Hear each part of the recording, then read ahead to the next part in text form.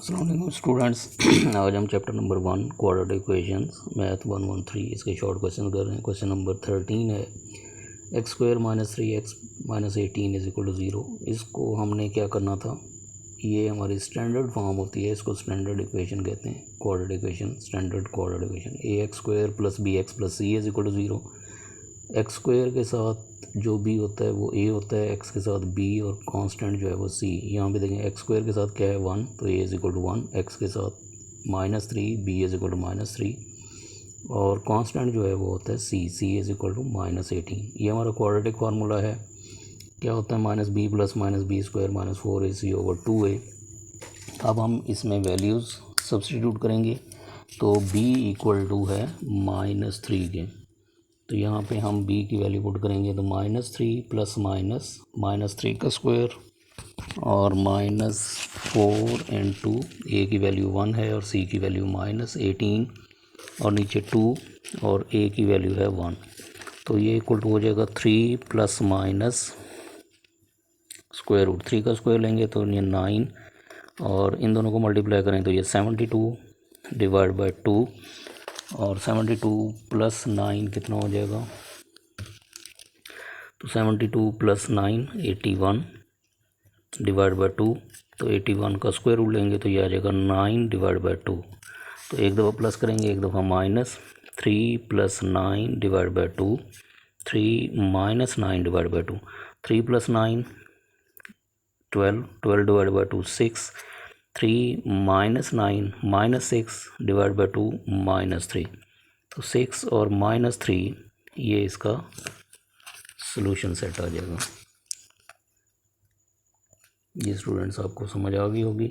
81 का square root लेंगे तो 9, तो ये एक दफ़ा आपने प्लस करना है, 3 प्लस 9 और 3 माइनस 9, 3 प्लस 9 करेंगे तो ये 12 होगा, 12 को 2 से डिवाइड करेंगे तो 6 आएगा, 3 माइनस 9 -6 आएगा, -6 को 2 पे डिवाइड करेंगे तो -3, तो 6 और -3 ये हमारा सोल्यूशन सेट होगा। इसी तरह हम करेंगे क्वेश्चन नंबर 14, बिल्कुल सेम है लेकिन पहले हमने इसको स्टैंडर्ड फॉर्म में लेके आना है।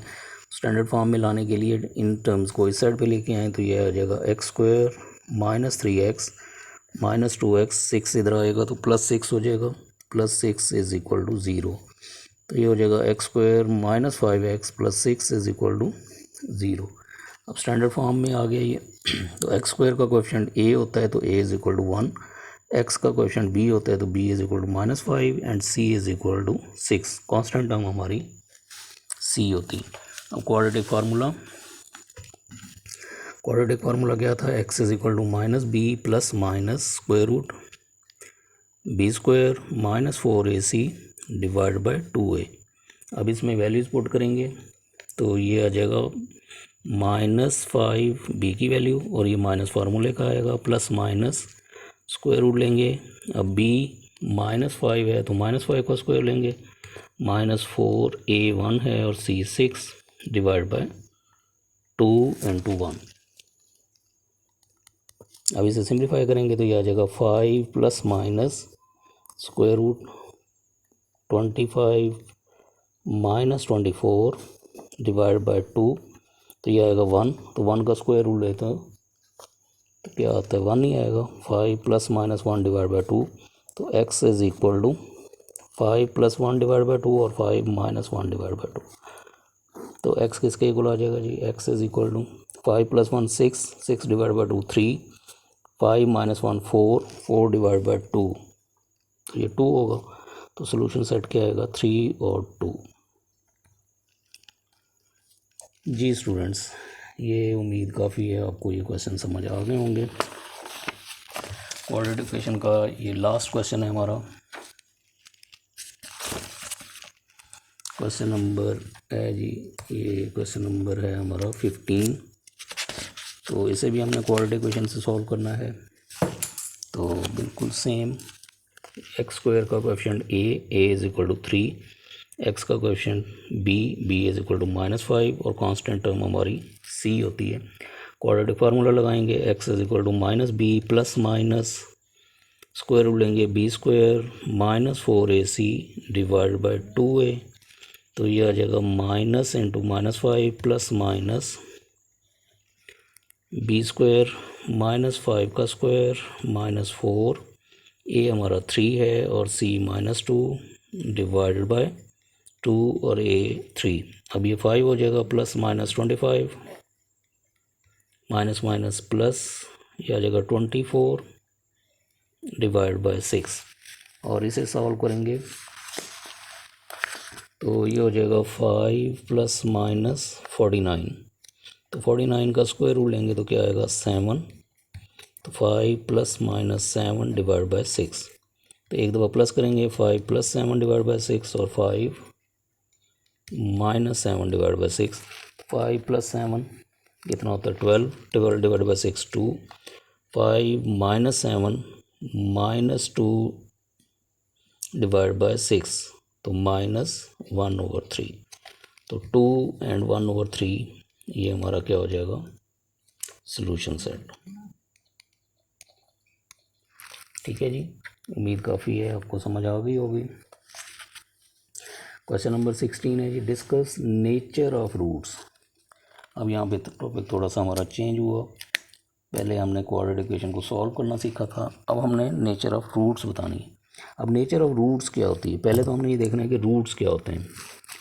जब हम क्वाड्रेटिक इक्वेशन को सॉल्व करते हैं, जैसे हमने इसको सॉल्व किया था ये 2 - 1/3, तो ये 2 आंसर आए थे, तो इन्हीं को हम क्या कहते हैं रूट्स। अब हमने ये बताना है कि रूट्स किस तरह के आएंगे। ये एक क्वाड्रेटिक इक्वेशन है 2x² - 7x + 3 = 0।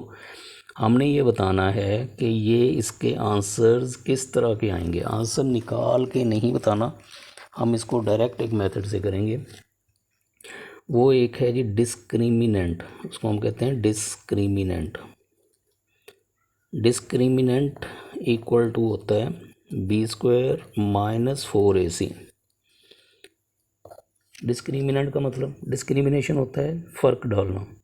तो ये b² - 4ac ये हमारी वैल्यू जो है ये रूट्स के अंदर फ़र्क डालती है। जैसे यहाँ पे देखें ये b² - 4ac, ये पोर्शन सेम है -b/2a, और प्लस माइनस जब हम करते हैं ये वाली वैल्यू, तो एक दफ़ा वैल्यू ये प्लस करने से और माइनस करने से आंसर हमारे चेंज हो जाते हैं।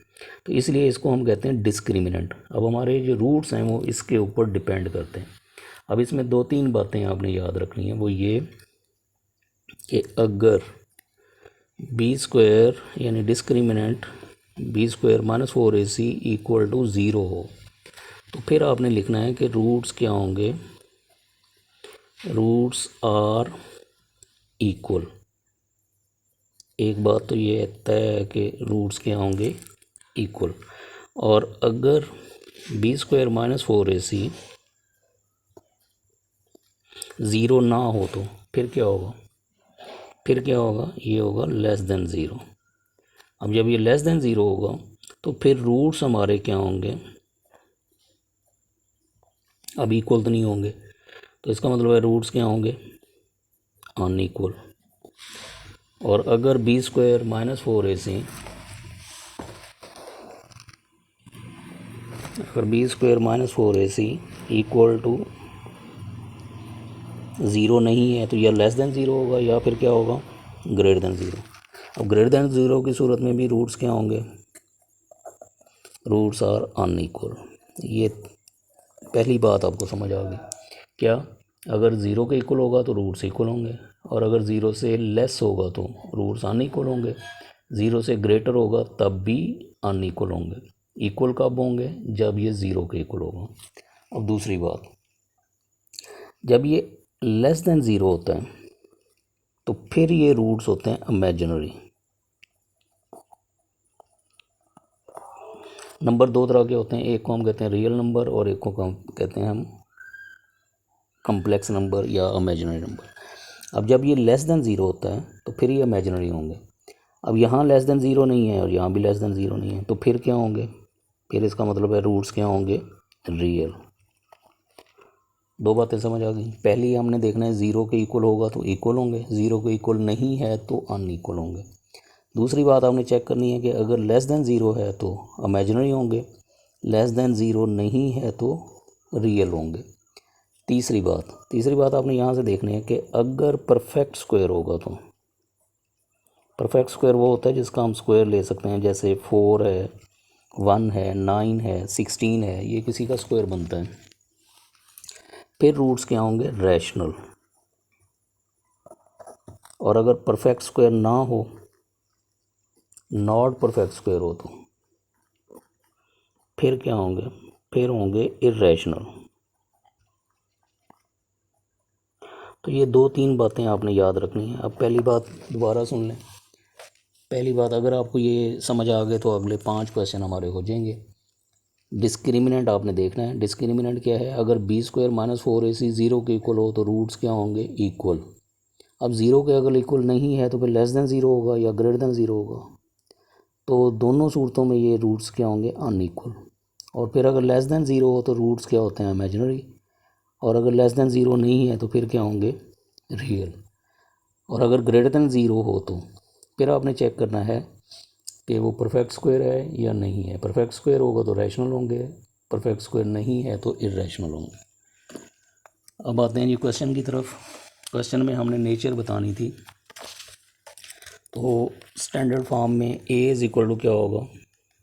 2, b is equal to -7 and c is equal to 3। ठीक है जी। तो अब हमने चेक करना है डिस्क्रिमिनेंट। डिस्क्रिमिनेंट किसके इक्वल है जी? डिस्क्रिमिनेंट इक्वल टू होता है b² - 4ac। तो डिस्क्रिमिनेंट इक्वल टू हो गया, b है -7, इसका स्क्वायर लेंगे, -4, a है 2 और c 3। तो ये आ गया 49 - 24। आंसर क्या आया? 25। अब आपने ये चेक करना है क्या ये 0 के इक्वल है? 0 के इक्वल ये नहीं है। जब 0 के इक्वल नहीं है तो फिर मैंने आपको बताया था कि रूट्स क्या होंगे? Roots are unequal. पहली बात तो आपको ये समझ आ गई। दूसरी बात मैंने आपको बताया था कि क्या ये लेस देन 0 है? लेस देन 0 नहीं है। लेस देन 0 वो होता है जो नेगेटिव में आए। अब ये ग्रेटर देन 0 है तो फिर क्या होंगे? लेस देन 0 हो तो इमेजिनरी होते हैं, ग्रेटर देन 0 हो तो क्या होते हैं? रियल होते हैं। तो अनइक्वल हो गए और रियल हो गए। और तीसरी बात, हमने ये देखना था कि क्या ये परफेक्ट स्क्वायर है? तो परफेक्ट स्क्वायर है क्योंकि ये 5 का स्क्वायर बनता है। इसको आप ऐसे भी लिख सकते हैं 5 का स्क्वायर। तो ये परफेक्ट स्क्वायर हो गया। तो परफेक्ट स्क्वायर हो तो फिर क्या होते हैं? रैशनल। तो ये इसकी नेचर है जी। उम्मीद काफ़ी है आपको ये नेचर समझ आ गई होगी। अगले क्वेश्चंस में भी हमने इसकी नेचर ही करनी है। तो चलते हैं नेक्स्ट क्वेश्चन की तरफ। क्वेश्चन नंबर 17 है जी। इसमें हमने रूट्स की नेचर बतानी है। तो इसमें भी a is equal to 1, b is equal to -5, c is equal to -2। Discriminant इसका, डिस्क्रिमिनेंट इक्वल टू होता है b² - 4ac। b है -5, 4 और a 1 और -2। तो यह आएगा 25 + 8, आंसर 33। तो ये आंसर आ गया। अब आपने चेक करना था कि क्या ये 0 के इक्वल है? नहीं, ये 0 के इक्वल नहीं है। तो इसका मतलब है कि रूट्स क्या होंगे? Roots are unequal. पहली बात, क्या ये लेस देन 0 है? नहीं है, लेस देन 0 नहीं है। तो फिर क्या होंगे? रियल। और तीसरी बात, क्या ये परफेक्ट स्क्वायर है? ये परफेक्ट स्क्वायर नहीं है। तो क्या होंगे? इर्रेशनल। तो ये इसकी नेचर हो जाएगी जी। इसी तरह हमारा क्वेश्चन नंबर 18 हमने करना है। इसमें भी हमने रूट्स की नेचर बतानी है। तो a इज़ इक्वल टू क्या होगा? 1, b is equal to 1 and c is equal to 1।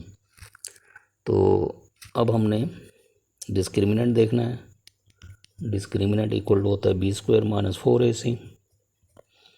तो b है हमारा 1 -4, a1 और c1। तो 1 - 4 कितना आएगा जी? 1 - 4 इक्वल टू -3। तो हमने ये देखना था कि क्या ये 0 के इक्वल है? नहीं है। 0 के इक्वल ना हो तो रूट्स क्या होते हैं? Roots are unequal. दूसरी बात हमने ये देखनी थी कि क्या ये लेस देन 0 है? तो ये लेस देन 0 है। तो लेस देन 0 हो तो क्या होते हैं? इमेजिनरी। बस इसमें 2 ही बातें बतानी थी। अब क्वेश्चन नंबर 19 वो भी इसी तरह ही होगा। इसमें a इज इक्वल टू क्या है जी 1, b is equal to -2√2 and c is equal to 2। तो डिस्क्रिमिनेंट इसका लेंगे, डिस्क्रिमिनेंट इक्वल टू होगा b² - 4ac। तो b है -2√2 का होल स्क्वायर -4a1 और c2। तो इसको सिंप्लीफाई करेंगे तो क्या आएगा, 2 का स्क्वायर लेंगे, माइनस का स्क्वायर लेंगे तो पॉजिटिव आएगा, 2 का स्क्वायर लेंगे तो 4 आएगा, और √2 इसका जब स्क्वायर लेंगे तो ये 2 हो जाएगा और ये 8 हो जाएगा। तो ये भी 8 आएगा, ये भी 8, तो आंसर क्या आया 0। अब आपको ये मैंने बताया था कि अगर आंसर 0 हो तो फिर क्या होते हैं, रूट्स आर इक्वल। पहली बात रूट्स आर इक्वल, और फिर रियल भी बताया था, इक्वल और रियल, और ये रैशनल भी होते हैं। तो जी स्टूडेंट्स, उम्मीद काफ़ी है आपको आज का लेक्चर समझ आ गया होगा। Thank you ji.